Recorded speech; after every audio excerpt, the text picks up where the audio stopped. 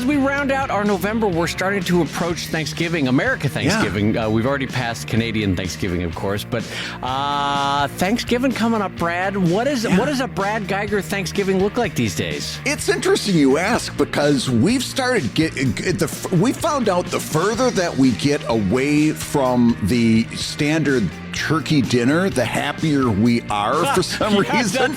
We're the same. Yeah, that's true. A few years ago, we meet Carolyn's brother and his wife and their 2 kids. We usually meet them someplace between Ohio and Pennsylvania. This year, we're going up to upstate New York, up in the Finger Lakes area. And we rent like a place and we all just, swarm upon this place. Oh, that's fun. And then we cook together and have Thanksgiving. And we found out that like the last couple of years, I think 3 years ago, it was crab legs. We did crab legs out on the grill and all of the stuff that went along with that. Last year, it was a seafood paella on this huge paella pan. I think we also did that one outside on the grill too. And this year we're doing seafood boil, where we're gonna wrap the dining room table in butcher paper, do seafood boil, and then just dump it out on the dining room table, and everybody just have at it. All the corn on the cob and potatoes and seafood, everything gets put together, and you just dump it on the dining room table. Wait, so, okay, I have a lot of questions about that. So, what goes into I'm assuming this is one of those big 10-gallon pots that you would normally do, like family pots or something. Yeah, and obviously you drain it first. Oh yeah. Yeah, okay. And we learned that one the hard way. I'm assuming it's like lobster and crab, or what goes into a seafood boil? A lot of things with shells, obviously, because obviously that's going to get sloppy. So lobster, crab, mussels, clams, shrimp. That sort of thing. You can boil shrimp? Okay. Oh, yeah. I have no, okay. And potatoes and carrots and corn on the cob, cut up a little into little chunks.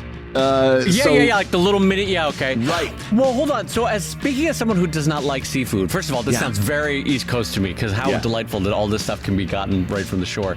But, when you boil corn with seafood, does the corn not taste like seafood? I have not. We've done this in the past, and I don't pick up like a fishy taste in the corn or anything like that. I don't think because the whole house smells like seafood, probably. Yeah, at that point you're swimming in it. Yeah, in for a penny, in for a pound. So like you drain the pot and then you just dump it onto a wooden table with butcher paper? Yep. Okay. And then like my 2 nephews, they're just toddlers, So this is going to be great for them, because it's all finger food. It's all, you don't have to be neat or tidy. You just have at it. You reach in and grab and take what you want. And does every individual person end up with like a scrap pile in front of them of claws and shells and? Well, I mean, we're not total primitives. We have like a bowl that you put. We do have a bowl that you put your shells into. Well, I'll tell you though, when you describe a meal like this, you know what a meal like this sounds like to me? Yeah. It sounds like this. Because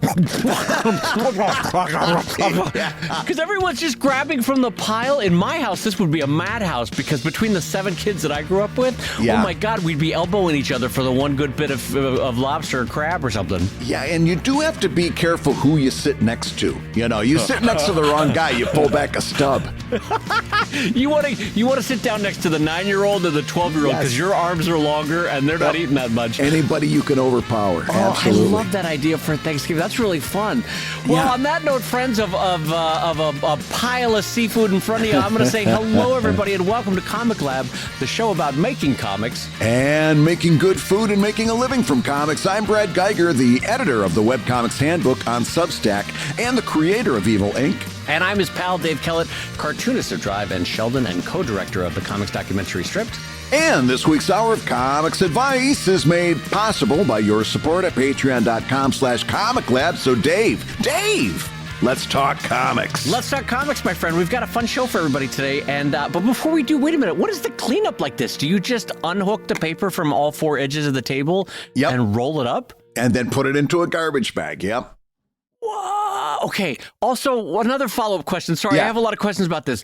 As you get down towards the end of this, Is it more like scavenging in the wild because you're looking for the one last good piece of lobster? You're like, At the end, you've got to be. You're scavenging is the perfect word for it. Are your fingers like moving stuff around, and you're like, must find lobster? I don't know that. Especially with this many people, I think a lot of the sorting happens naturally as that stuff is scattered over the table. It's not quite as voluminous as you're thinking. Okay.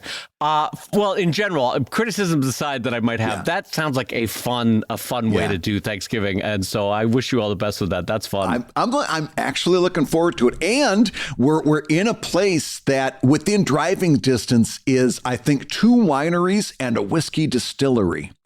So on Black Friday, the day after Thanksgiving, and I guess they're very close to each other. The plan is that some of the adults want to go to the winery to do a wine tasting, and I'm going to go across the street to the whiskey distillery, and they're just going to come pick me up later in a wheelbarrow and pour me into the back seat and take me home. That's like my Irish grandfather had a joke. I don't know if you got a second for me to tell you this one, but they're like, they go to Mrs. O'Leary's house and like, right, Mrs. O'Leary, we're so sorry. Your husband has died down at the whiskey distillery. And they're like, oh, God, no, James, what happened to him? No, oh, James. And they're like, we're sorry, Miss O'Leary, we pulled him out of the distillery vat, but he kept diving back in. No. I love it. I love it. You know what? On an NPR, on Garrison Keillor's show, they used to do a show once a year, the joke show. And all they would do would be tell jokes. And I think, yes, you know what I think we ought to do? Just brainstorming, get a couple of friends and do just a joke show where we just tell jokes. And that everybody brings a whole bunch of jokes. Their best A game. Oh, here's the thing, though. I'm not good at jokes. I forget. You just did a great joke. Well, yeah, but I have like 4 stock jokes. You are like an encyclopedia of vaudeville. You know every joke that's ever been told. And what's funny is like traveling with Brad Geiger, especially, you're like, or even just talking about Thanksgiving, it'll be like, corn on the cob. I'll tell you corn on the cob. And then he like goes into a 5-minute joke about corn on the cob.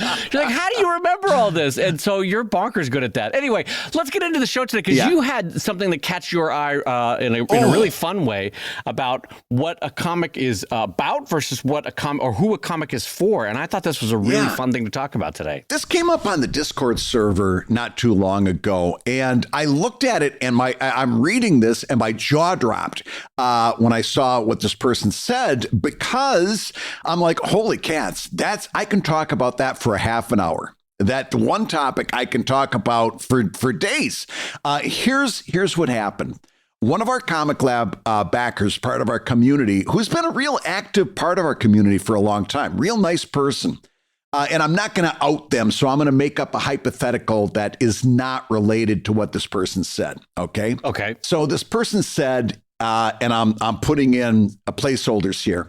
We were talking about social media, and you had just done the show where you were talking about how you because of your Kickstarter analytics, 2 Kickstarters in a row, you said, listen, it's just not it's not worth my time to do Twitter and Instagram and Threads. I'm quitting all 3 of them.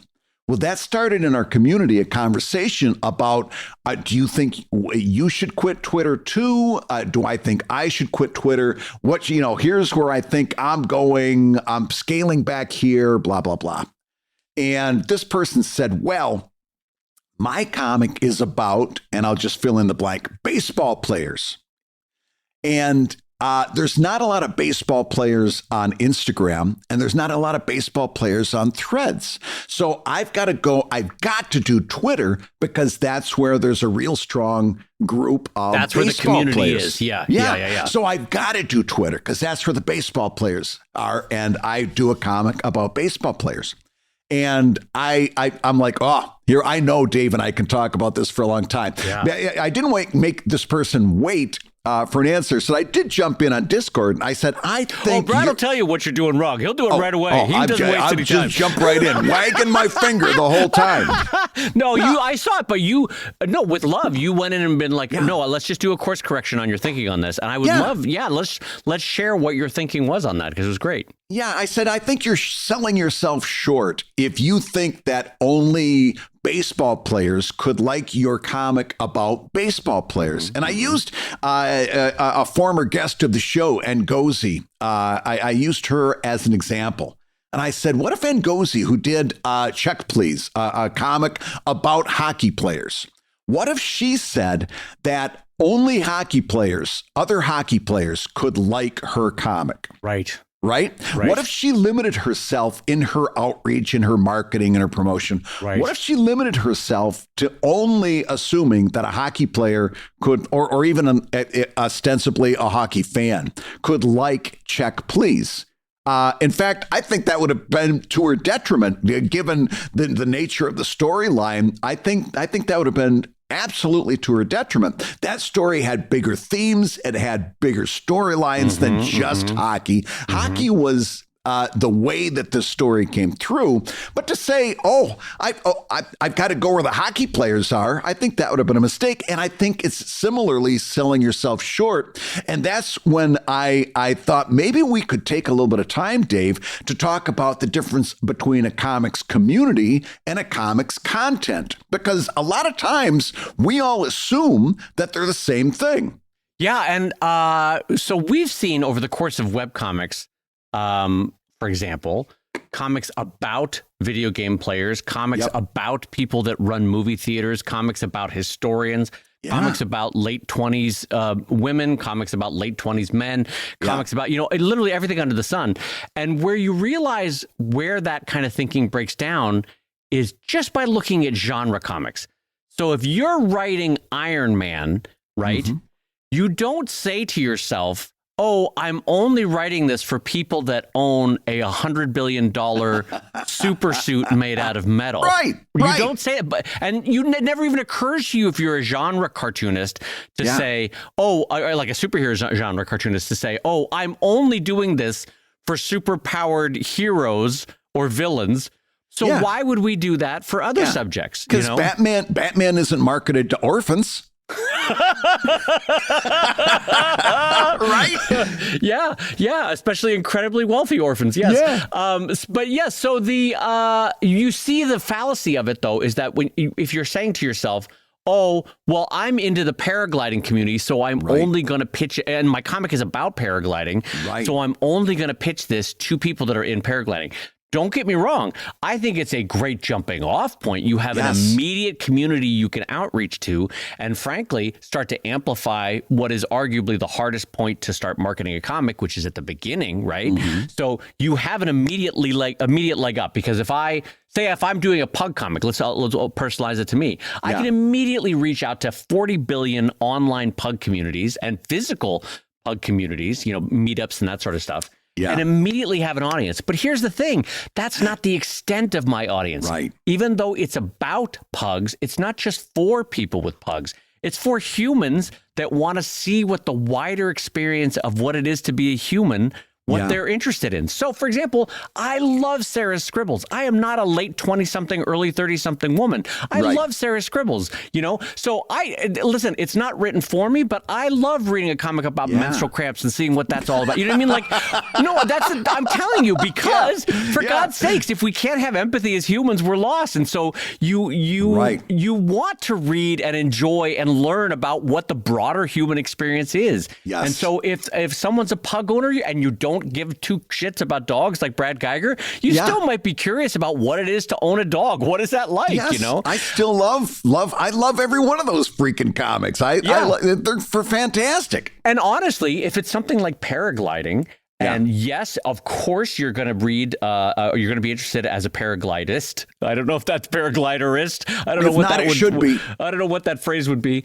But I'll tell you what, as someone who's deadly afraid of heights, I might enjoy living vicariously through a paraglider comic, seeing what that is, seeing what are the concerns of a paraglidist? What are the jokes? What are the moments of humor? I find that to be broadening. It's the same reason why we read anything. It's to temporarily step into the shoes of another human being. And so I wholeheartedly agree with Brad that your audience is far broader than your topic. Yeah, and not only that, but we've talked about this before. It's a very common problem that cartoonists particularly fall into. And before I get too far down this road, I'll give a quick caveat. In other words, to underline what Dave said, we're not saying that you don't do an outreach to the paragliding community. Of course you do. We're not saying that you don't reach out to dog lovers. Of course you do if you're doing a pug comic. It's a good place to start. It's just not a good place to end. And I wouldn't good way to say that. That's a good way to say that. Yeah. Don't end there. Yeah. And I wouldn't let it guide my overall outreach in terms of trying to get my comic in front of people, trying to get people to try that comic. And it's the same thing. You can see this in play all the time across the internet. We've seen it for 20 years, where if you start like in the old days, back when Facebook was kind of like the dominant social media, somebody would start a Facebook group about comics. And it would say, comics are great. The Facebook group, comics are great. And it would be about people who want to discuss comics, right? Hey, here's the latest comic. Here's the latest Beetle Bailey. Let's talk about the subtext and how Sarge is knocking the stuffing out of Beetle, right? Right. And immediately into that group, you'd have a whole bunch of very thirsty web cartoonists trying to promote their comic. Hey, look at my comic. Hey, look at my comic. One after the other, after the other, after the other, to the extent that you couldn't actually have a conversation about comics because all the self-promotion drowned it out. Okay. And the reason that people were promoting there, because they saw the word comic in the title. And they said, that's a place for me to promote my There's people who like comics there, so I'm going to promote my comic there, and I'm going to be doing good marketing. And it's a mistake that a lot of us make. A lot of us made for years, that as cartoonists, we think that we should be looking for comics readers. In fact, if you listen to cartoonists talk on social media, you'll see this all the time. I need the comics readers. I got to have my comic on Webtoons because that's where all the comics readers are. Where do I find the comics readers? I'm telling you, beyond the shadow of a doubt, I am not looking for a comics reader. Oh. I'm not looking for, in fact, I'm looking for, I'm kind of happy if when people see Evil Inc., it might be the first comic they've ever really started reading. Or first comic they've been exposed to. Yeah. I see where you're going with this. Yeah. I want them to be interested in my themes, in my storytelling, in my sense of humor. I want a whole lot of things that I'm looking for in an audience member. A comics reader is not one of those. In fact, I will tell you, it's dumb. It would be as dumb as a writer saying, where are the people who like to read Helvetica type? I am looking for a Helvetica type reader. I do my stories in Helvetica, and therefore I should be looking for a person that likes to read stories that are in Helvetica. Right. Not that the Times readers are bad. They're just not what I'm looking for. They're just not my people. That's as dumb as looking for comics readers. Yeah. Now, of course, if I see a bunch of comics readers, am I going to pitch Evil Inc. to them? Of course, I'm not a dummy. But it's not where I'm going to end. And it's certainly, and you'll see a lot of people, it's where it starts and ends. I'm looking for comics readers. Yeah. My friend, I say to you with love in my heart, you are not looking for comics readers. You're looking for readers who are into the themes, the storylines, your sense of presentation. You're looking for that. You are not looking for comics readers. You know what? I'm going to personalize this a bit because as you were talking, Brad, I'm realizing that perhaps I have fallen into this trap with my comic strip Drive, which for those that don't know, it's a sci-fi comic that's long form and has been running for 10 or 15 years.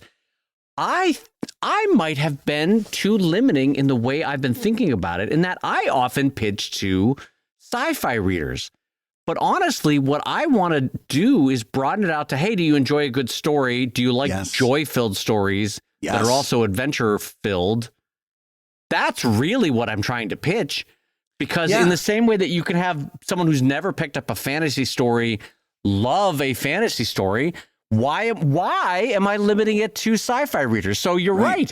This is advice that someone even well established in their career should re-examine from time to time. Yeah, it's like, what are your themes? Like, and you know, the humor to me in Drive is just as important as the sci-fi elements. Yeah, if not at certain points, just speaking from one of your readers, sometimes more important than the sci-fi elements. Oh yeah, you know, and honestly, there's just as much of a theme of having a found family as the sci-fi. You know. Yep. So, this is a great point for people at all stages of their career. So I really take your advice to heart on this, Brad. That was something that I saw a number of shows ago. I was talking about the importance of watching creators from outside your field and how they interact with their audience. And I was talking specifically about romance writers. And that was one thing that I started really seeing them do in a way, like they're not saying, hey, are you a fan of smooches, right? But romance writers particularly lean way into tropes. So things that you and I would, if we get accused of doing a trope, we clutch our pearls and we say, well, not me. I'm an artiste. I'm not doing tropes over here. I'm original. I'm not. Romance writers are like, here, there's a whole list of tropes. Am I doing a trope? Yes. My title is a trope. My cover is a trope. All my chapters are tropes. Yes. And by the way, if your reader is intrigued by that trope, you've got an inroad to that reader. For example, a common trope is enemies to lovers. Right. And and somebody says, yeah, I'm writing an enemies to lover story. You and I would be like, I would never allow myself to be pigeonholed like that. That romance writer's like, no, that's exactly what I'm doing. These are enemies. They're going to get in bed at some point and you're going to like it. And when I saw that, it was like, yeah, they're using that as part of a many-faceted outreach. That's one of the ways that they're reaching out. And they're not limiting themselves to it, but they're also not shying away from it. And I think the theme that I'm trying to get across here is that we're limiting ourselves a lot of times as cartoonists by just limiting to the genre and not talking about the greater themes that our work deals with. So for this specific cartoonist, but let's broaden it out to anyone starting, that has what they think is a very specific topic. Like, let's say their comic is about grocery store baggers, which is I could see how you could make a sitcom type comic strip, for example, about grocery store baggers. You could have a recurring cast, the same older lady that comes in every morning for her milk and bread. The store manager that's overbearing. I can imagine the whole thing. The big goof that's always putting the eggs on the bottom. Right. So exactly. So the college kid that doesn't care and they're bagging. Yeah. And so that obviously could be appealing to everyone who works in the grocery store industry. But how would that person pitch that in Brad Guigar's mind? How did you tell this cartoonist in our Discord server and would tell similarly this grocery store bagging comic to market themselves? I would, first of all, I'll tell you one thing that I would do is, again, I would look at like a list of tropes and see which ones fit your stuff just as a jumping off point. But beyond that, I would say a couple of things. Number one, what are the relationships between your readers? How would you describe the relationships? Like Dave just used found family, which is, by the way, another trope. It's a trope, yep. But is it a found family? Is it a office hijinks? Is it, what are the relationships that are going on between that? Is it a mystery? Is there a mystery going on? Why does the produce keep disappearing? Is it a mystery? Is it a romance? Is it an adventure? What are the relationships between those characters? That's the first place I'm going to go into. Second place is, what are the themes? What are the themes that keep coming up? Is it themes of we're living in a capitalistic nightmare? That's one theme that might come up in this kind of a place. Is it a theme of these are all somebody's second jobs? And they're all trying to these are all not necessarily college kids, but people who are trying to put together a bigger living by working multiple jobs. That's another theme that I could see coming through there. Is it a theme of, it's horrible to work with a bad middle manager, right? I wonder, like The Office had a lot of themes of what it's like to show up every day and work for somebody who is incompetent and crazy. Right? Yeah, right. What are those themes? So the first thing I'm looking for is relationships. The second thing I'm looking for is themes. And the third thing I'm looking for is what flavor of writing are you doing? Is it humor? Is it adventure? Is it sci-fi? And then I'd go down into the strata of that and start trying to get that as fine-tuned as I can. That's another place that I'm going to look, right? That's the three that I would start out with: relationships, themes, and genres. I think that's really, really, really solid advice.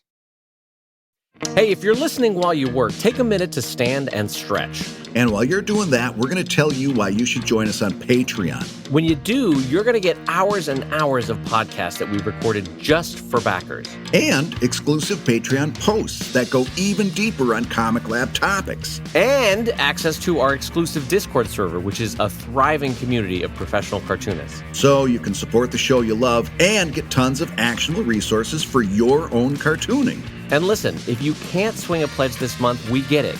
No worries. Yeah, listen, you can still support the show by rating us wherever you get your podcasts. Just leave a 5-star review and a few kind words. That, along with mentions on social media, is incredibly helpful. Now, everybody, let's talk comics. So, Brad, I had a unique topic I wanted to bring onto the show, and this has never happened to me before. But I was interacting with a reader via email, and they in their most recent email, they said, "Hey, Dave, life has recently been very good to me. So if you ever need angel investing, let me know." And first of all, I didn't know how to respond to this because in general, Brad, what the hell would a cartoonist do with angel investing for their career?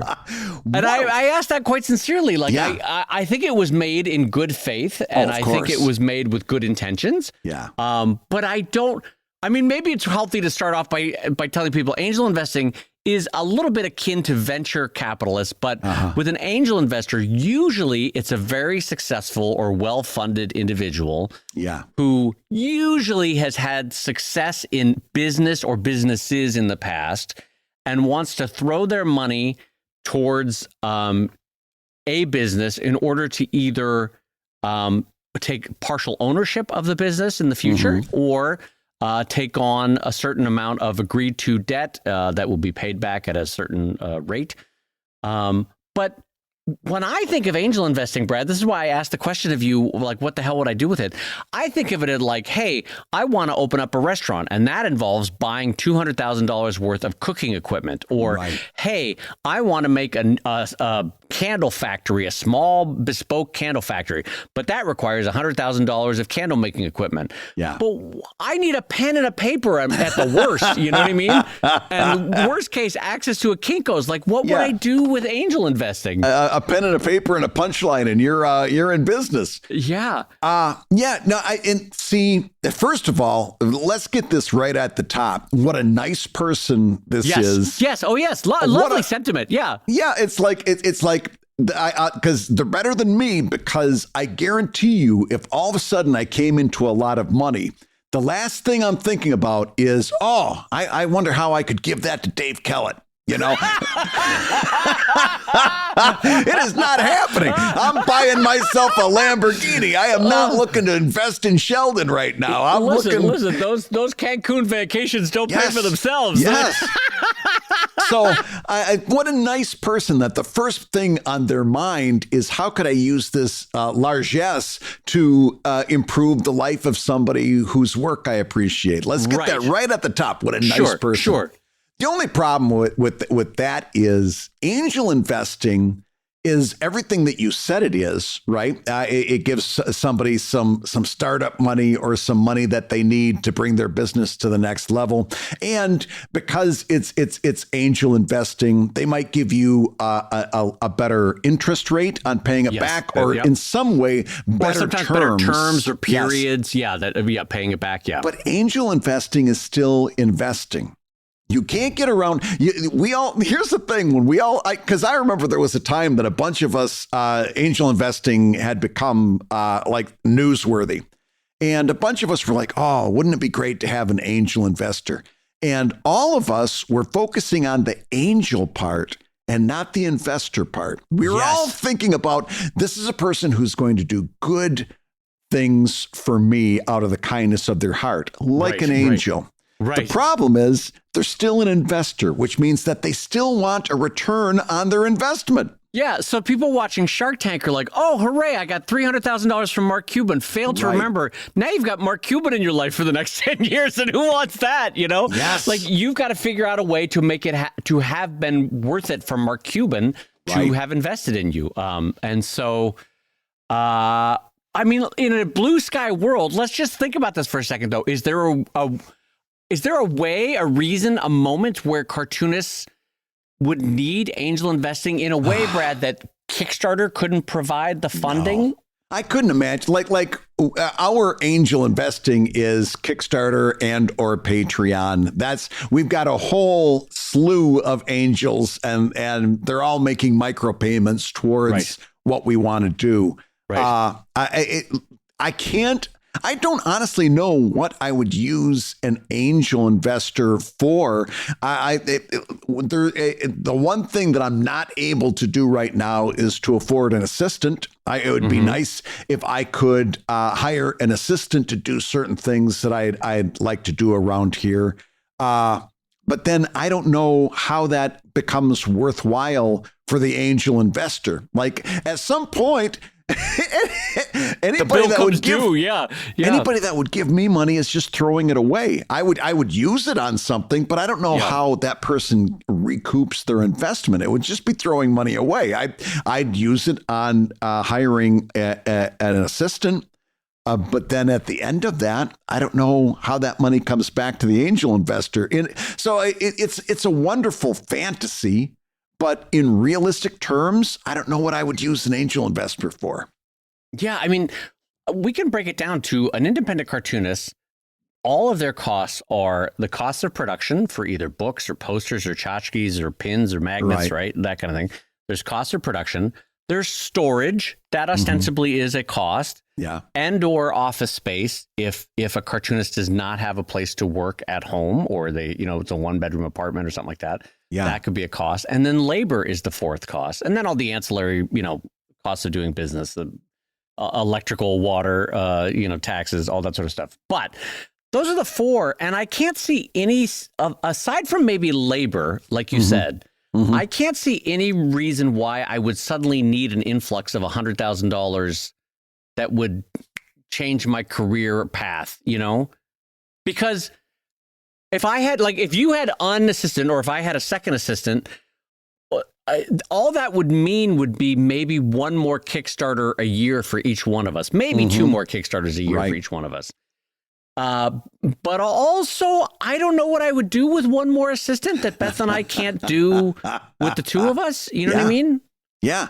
The one that you didn't mention was marketing. Like, would you hire a marketing department or a marketing professional? Somebody that would do that. Would you hire somebody to do that?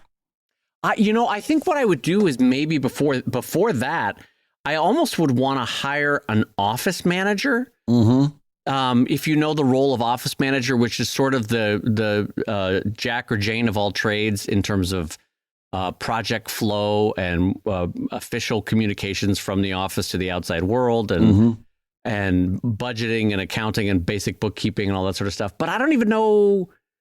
Like, one of the reasons why I think I'm successful is I personally keep tabs on all that, and I know where and how money is flowing and what's going on. And so I don't know what. But again, I also let's talk about this. I now have one assistant. And we have a system that works and it's great. I genuinely don't know how I would do what Robert Koo did to Penny Arcade and grow them to 10 to 15 employees, you know? Right. Yeah. I personally don't know how to grow a business like that. But then again, I also don't have the readership base that they have. So, but I don't know what steps I would take.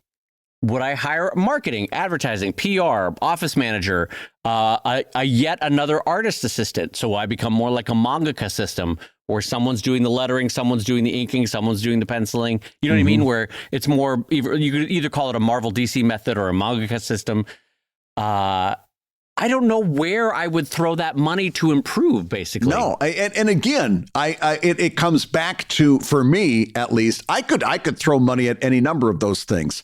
How it becomes recouped by the angel investor is a big question mark. That's the thing. Yeah, like if someone was a true Renaissance patron, not Patreon, but a Renaissance patron, and came to Brad and said, I love your art, I love what it does to the world, here's $100,000. You bet your bippy Brad would find a way to apply that to his career in various ways. Yeah, I'll spend. But to Brad's point, I don't know. As soon as that $100,000 has a bill that comes due, the investing side of the angel investing, like Brad, I don't know how I would make that worthwhile for them. Okay, here's another one that I'm just spitballing here. You put that money towards a Drive animated series, something that does take a big upfront cost, needs a whole lot of money at the very beginning to get it going, and then to shop it around and so forth. That I could see taking that amount of money. And now you do have the potential of saying, okay, in exchange for your investment, then you could have the lion's share of the profits from that, because that's something that you were never going to do. It was never part of your business plan. If it does go over big, then it broadens your reach, and you can ostensibly reap a part of those people as new readers for Drive. So you could take a look at it in terms of that from your standpoint. You could give them the like a 70-30 cut on the profits, and make sure that your lawyer writes that so you retain creative ownership, so it doesn't become a golem that you can't control and goes out and does things that you don't agree with. What about a Drive animated series? Okay, first of all, you're right. Maybe I wasn't thinking big enough or differently enough, where animation is one thing that where you could, I see what you're saying. Do it something like what Legend of Vox Machina did, where I think they kickstarted or crowdfunded their money. They made a pilot that did well. They made another one. They sold it to Hollywood, sold it to Amazon. Yes, but this may be a case where I'm not thinking big enough. But animation has never appealed to me as something that I personally wanted to be involved in. And I know that befuddles some people. Maybe it befuddles you. I don't think it befuddles you. No, it doesn't. It doesn't. I never wanted to be an animator. In the same way that you can want to be a photographer and never want to make a film, or want to be a filmmaker and never take a photo, I want to make comics and never want to make animation. Animation seems miserable to me. I know too many friends that are both on the writing and the drawing side of animation, and they seem miserable. And brutal. I don't want that world for me. And and also, even if they're not miserable, God bless them, it's just not for me. That's also just an option. You know what I mean? Like, I don't want to. I'm not casting aspersions, but I take your point though that maybe I'm not thinking big enough in the sense that. Okay, let's just say blue sky. Someone offers Brad or Dave $100,000, $200,000 angel investing in Evil Inc. or in Drive. I think what we would need to do is we would need to say, what did Jim Davis or Schultz or Penny Arcade do in the first 5 years of their rapid expansion? You know what I mean? What did Schultz do? He hired someone who just did licensing. He hired someone who just handled... Or Davis hired someone who just handled the finished art for Garfield so he could focus more on the line art. He hired someone just to do the licensing. He hired a lawyer in-house.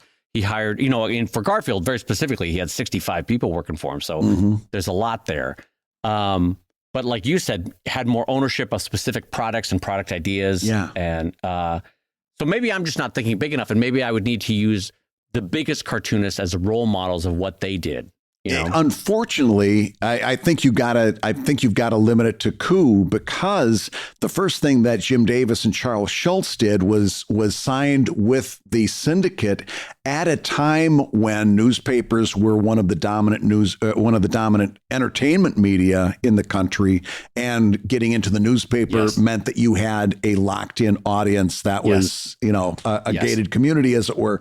So you can't use that, because none of those things that they did after that would have made a difference if they didn't first have that broad nationwide coverage of existing and potential readers. So now you've got, so there's no, it's an apples and oranges comparison. There's no one-on-one with Davis and Schulz. So now you got to go back to Robert Koo.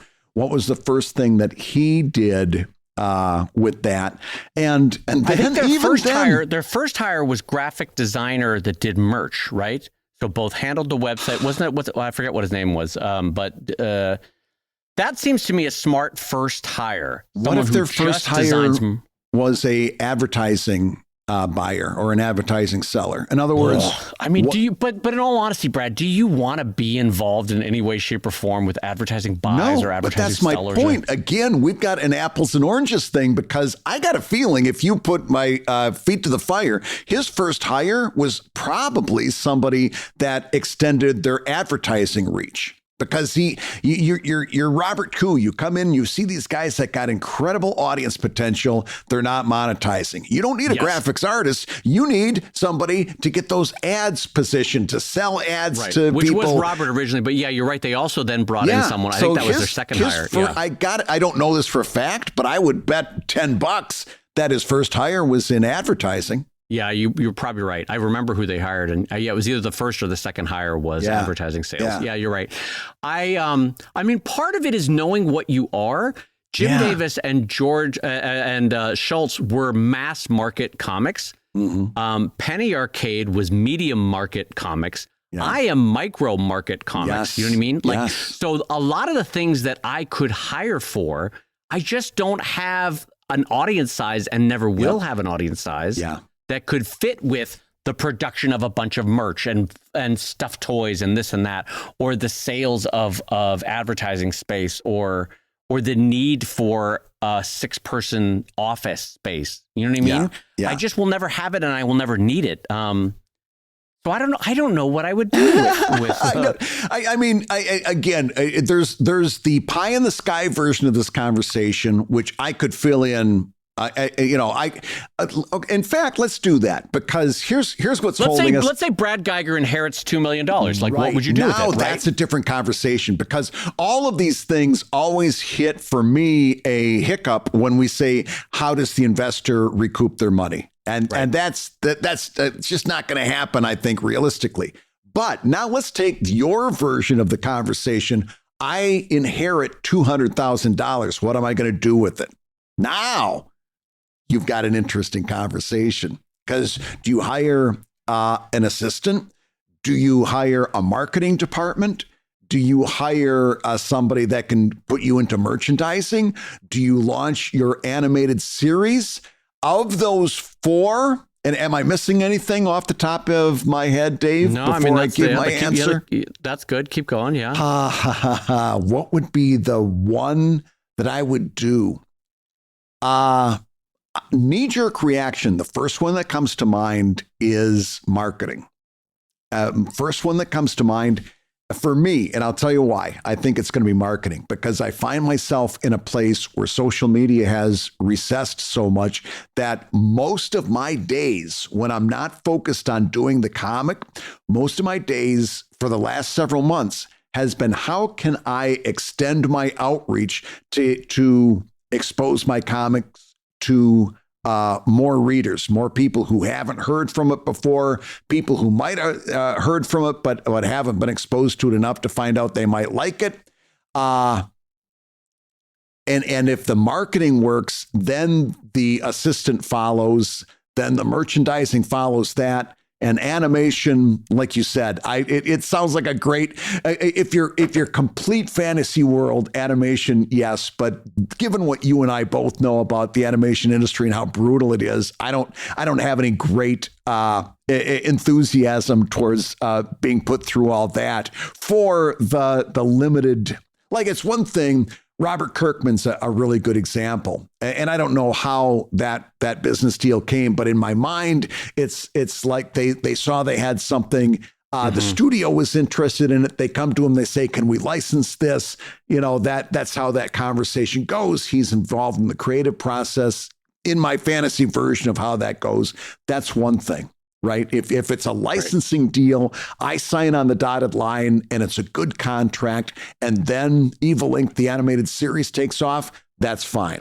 But being the person behind it, trying to sell that to a studio that might not be interested, no way. That's I don't want anything to do with that. So for me, talking my way through this, I think it would be a marketing. It would be somebody to extend my reach from a marketing standpoint. What about you? For me, if gun to my head, I had to hire somebody or I had to spend the money somehow, and this might be small ball, and maybe that's my own failing is that it's small ball. I would hire a second studio artist because I think 3 of us rather than 2 of us working in the studio, I would be able to do 3 Kickstarters a year instead of 2. I would be able to do more merch, and I would be able to work faster because I would hire a different kind of studio artist. Someone who specifically has like a decade of comics layout experience. Because what I may do is give them a script and say, give me a rough thumbnails of, or not even rough thumbnails, but lay this puppy out. Because honestly, laying out a page of Drive takes me forever. It takes me forever. So if all I had to do was go in and draw my finished work over a wireframe laid out comic. And granted, I would probably change 30% of whatever their wireframing was, if not more. But just having that would be really helpful to me and speed up my process. I might be able to put out more Drive and probably more Sheldon if I was able to hand over the ideas and say, give me the wireframes, give me the layouts, give me everything lettered. Because honest to God, lettering takes me so long with the word balloons and all that. It's a time sink. I'd be able to produce much more work and probably do 2 to 3 Kickstarters instead of 1 to 2. And I'd be able to have more merch. I'd have more comic output while doing all that. I mean, but again, it would not be enough to make any angel investor enough money. Right. It might not even make me more money in the sense that it might be enough just to pay off the salary of the new person that I hired. Yeah. And that has always been my math in my head is like, why would I do that? Because I would make $60,000 extra that year to pay someone $60,000 extra that year. Does that make sense? Yeah, it's a push. Yeah. Yeah. So it's like, why would I, what good is that? And also it's just the hassles of now having to manage 2 people versus 1, like it's right. And so I don't know. Maybe I'm thinking too small ball here. And that's, if I was a different kind of personality that dreamed more, I could envision a studio of 3, 4, 5 people in my studio working art, marketing, sales. I don't know. What do you think about my version? Is that a shitty? Is my reasoning bad? No, I kind of like it. It really comes down to what's the best way to grow a comic after it's become quote unquote established. And I don't like the word established because I certainly don't feel established. But I can understand how somebody who's just starting out looks at you and I and say, oh, well, they're established. I get it. Yeah. But so it's really interesting. You and I are kind of like, it's a chicken and egg thing. It's like, if I got the marketing to extend my reach, then all those other things would follow. Then I would have the ability to hire an assistant and so on and so forth. You are like, if I was able to put more content out into the world, that's going to extend my reach, and then that's going to grow the comic that way. I mean, we're kind of talking about the same thing from different angles, and they both have their drawbacks. Neither one of them is perfect. And of course, the only way either one of them works is if we win the lottery, because there's no way for an angel investor to recoup their money. Yeah, I will say this, though, as far as my own business experience, it was flipping terrifying to hire a full-time assistant when I first did it, I don't know, 10 or 12 years ago. But having done it, it absolutely makes a huge difference to my business in that, A, Beth is incredibly talented. She brings great ideas to the table. And in a way that I think will make sense, the sum of our work is better than she or I working individually. Like the ideas get better. You know what I mean? It's usually best idea wins. There's an improvement, a yes-anding that happens back and forth between the coloring and the line art. And so then the products, the overall books look better because there's two of us. So I know in my heart of hearts that has been a great investment, both emotionally and for the art of the studio. Yeah.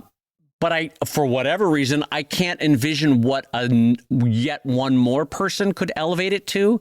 Do you know what I mean? In that maybe there's a limit to how many people can work on making a stew. You know, like at some point you're like, there's enough people here. There's I don't know. We cooks in the kitchen here for what this is going for. And maybe, honest to God, maybe there's an alternate universe where Dave has hired a third or a fourth person and is producing a ton more work and is way happier. I don't know. I don't know how to do that. Yeah, and again, you come right back into the problem of making an extra $60,000 so you can pay this person $60,000. Right, but maybe that's a happier life, and there's more work, and there's certainly more comics in the world. So maybe that would make me happier. Like, I don't know. You know? Right. You're not making more money, but you're a little bit more relaxed. You don't have quite as much pressure. So it turns out to a quality of life, if not a more income for you. Because the truth is, I used to put out 2 Sheldon books a year before I had assistants, but I also didn't have kids. It was just me. And that I'm not joking. That makes a difference. So in a sense, hiring an assistant was my response to, I can't be both a great parent and a great output of cartooning. So I've got to hire someone to help me be my old self. Yeah. But I don't know. I don't know what I would do with an extra $50,000 to $100,000 that an angel investor would give me, is the honest to God truth. That's the short version of this.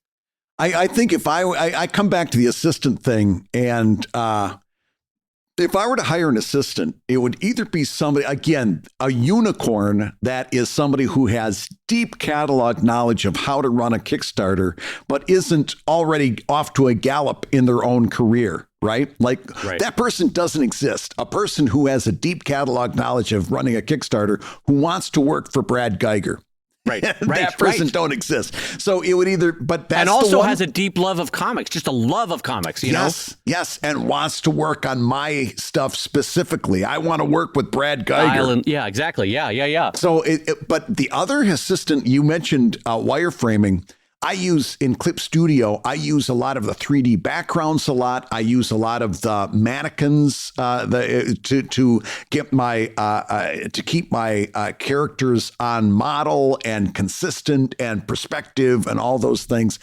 That person I would hire, and that person might exist. Somebody who really knows how to use the 3D functions in Clip Studio to set those pages. I could see myself sending them thumbnails saying, here's how I want the panels to be laid out.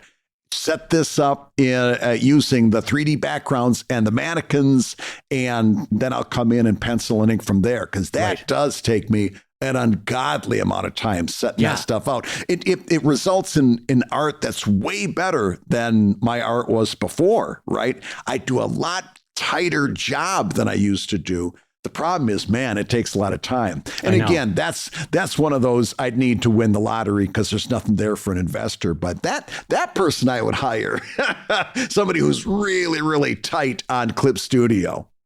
Yeah, because for me, the logjam in my productivity is never Beth.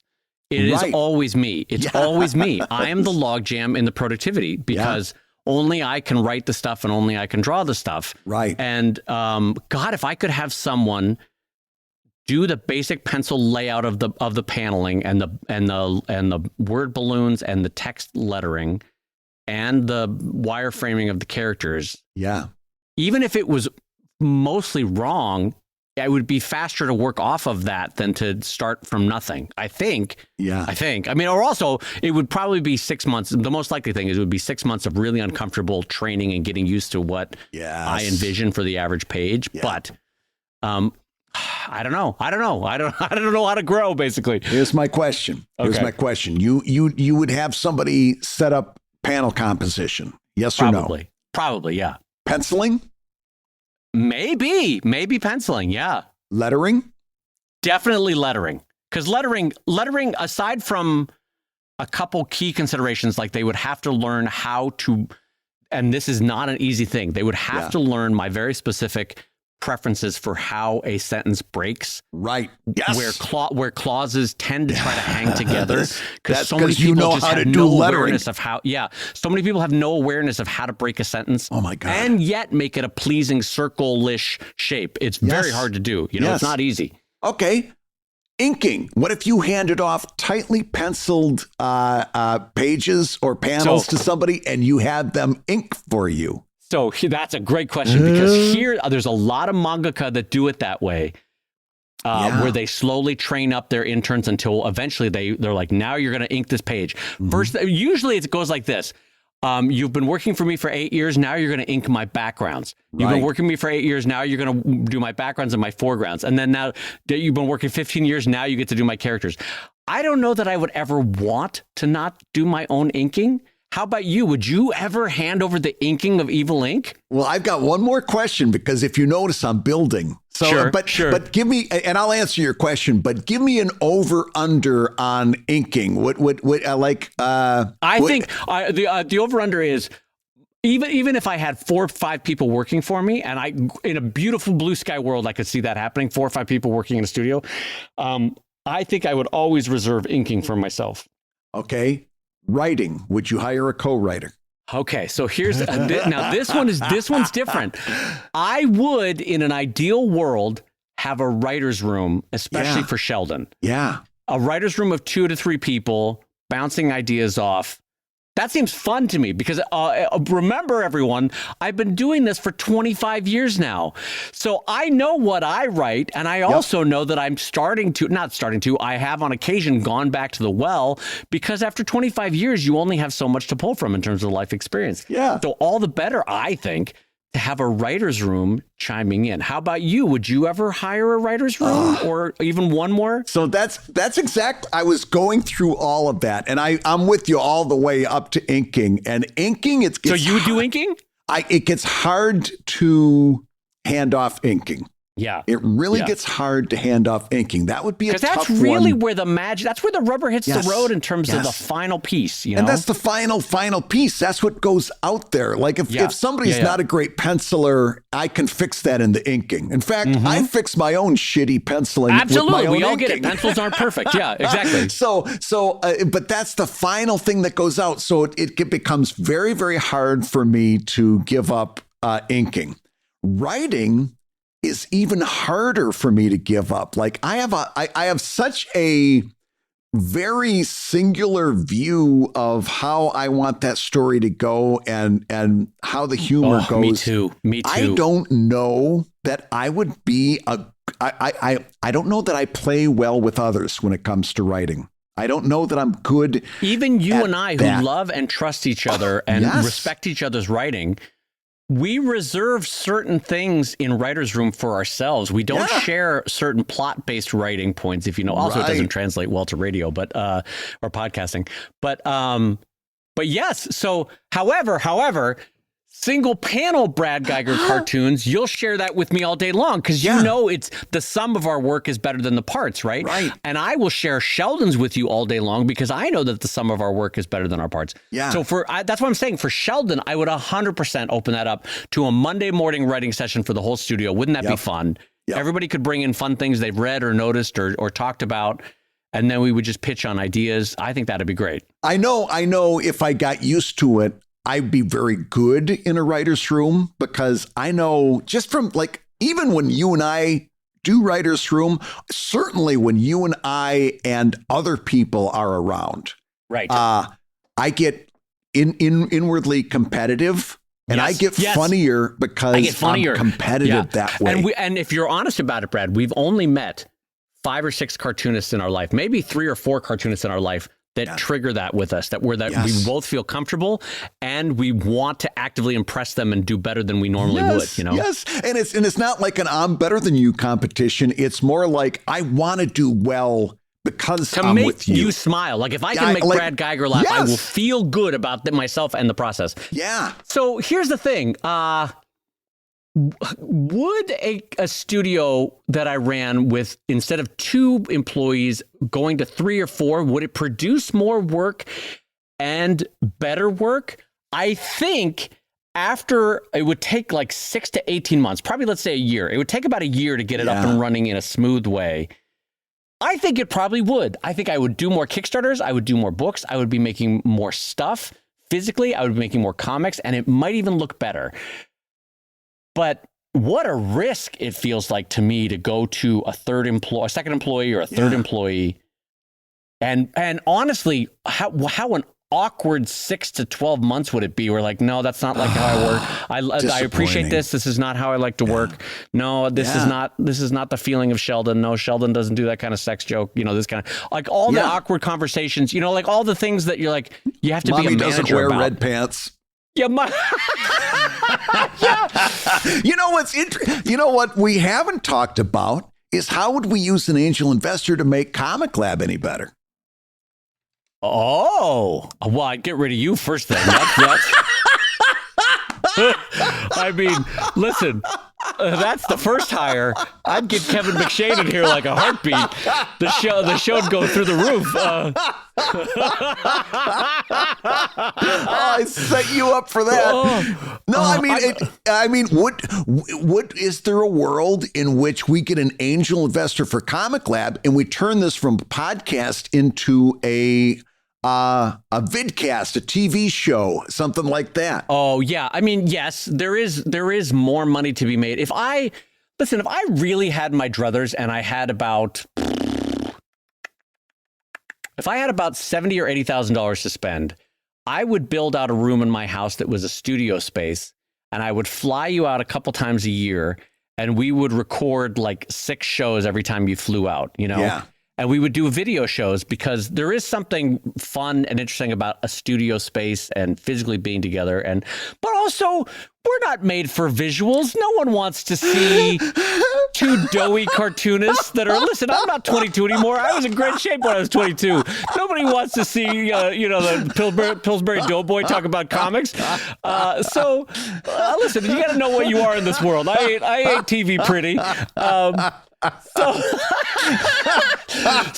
also, I just don't know. I don't know that that's what I want to do. I'm fine with this being what this is. Yeah. It's another way of saying that. For example, in the podcasting world, much like comics, Brad and I could grow this show immediately overnight if we joined one of those podcasting networks. Mm-hmm. But they'd also be taking 50 to 80% of any income that this show made, right?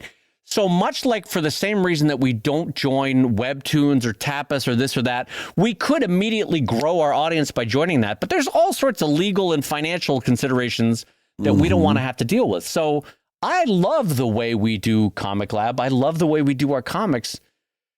But maybe I shouldn't throw you under the bus. Maybe I don't think or dream big enough in terms of how I could grow this. I don't know. Or the other way of saying it is that we're also very informed on what we do. We're very realistic. Mm-hmm. And all of these pie in the sky things we know from experience comes with strings attached, no matter what. Even if it's win the lottery and you got money to burn, even those situations come with their strings. And more money, more problems. Yeah. And at some point, you just got to say, you know what? This is where we are, and enough's enough. And honestly, it has been enough for me and Evil Inc. And good Lord, it certainly has been enough of. I see you've got your script right in front of you. You know where I'm going. Because I see your tone. You're Your tone changes. It's delightful. Well, it's been enough of this show, so I get to say you've been listening to Comic Lab, the show about making comics and making a living from comics. And if we ever hired a producer, they would be the one pointing to both of us to wrap it up rather than Brad having to change his audio tone. And I will say, your hosts have been my friend Brad Geiger, the editor of webcomics.com and the creator of Evil Inc. at evilcomic.com. And my close personal friend, Dave Kellett, the co-director of the comics documentary Stripped and the cartoonist of Sheldon at sheldoncomics.com and Drive at drivecomic.com. And the Comic Lab theme song is used with permission from Andy Creighton at theworldrecord.net. And this episode was edited by Matt Woodard of Woodsong Productions over at www.woodsong.media. If you love Comic Lab, you can rate and review the show on Apple Podcasts, and you may hear your review featured on a future episode. And thank you for all those 5-star reviews over on Spotify. You are helping us stay at the very top of the charts and helping get this show out to more cartoonists who need to hear our BS on a weekly basis. And Comic Lab is made possible by your support at patreon.com/Comic Lab. So I will go ahead and say that twice. Patreon.com/Brad's Not Taking Resumes.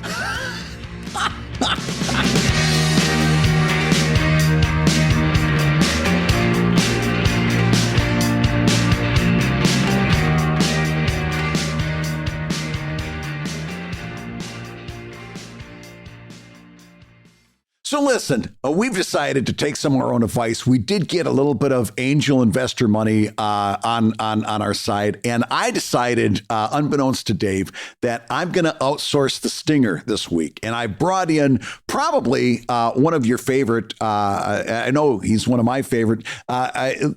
Please welcome to the show from your newspaper comics page, Ziggy, who's going to do our stinger for the end of the show. Ziggy, it's all yours. Thank you, Bradley. I'm Ziggy, and I'm here to do the stinger. You'll notice I'm a cheap hire because I don't have to spend any money on pants. I passed the savings on to Comic Lab. Anyway, my stinger for this week is the greatest stinger is Love's Lost in Ziggy's Heart.